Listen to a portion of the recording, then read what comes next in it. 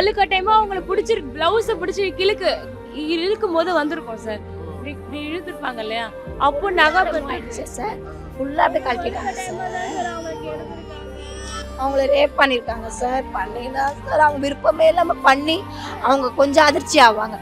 அதிர்ச்சியாகி அவங்க மயக்க போட்டு இருந்ததுனால இது மாதிரி பண்ணிட்டு போஸ்ட்மார்ட்டம் ரிப்போர்ட் கொடுக்கல சார் இன்னும் எங்களுக்கு. அந்த போலீஸ்காரங்க இன்னும் எனக்கு காலையில் வர சொன்னாங்க சார். அவங்களும் வந்து எங்களுக்கு எது ஒரு தகவலும் கொடுக்கல சார். வந்து கேமரா பார்ப்பேன், முக்கியமான கேமரா வந்து ரிப்பேர்னு சொல்லிட்டாங்க சார்.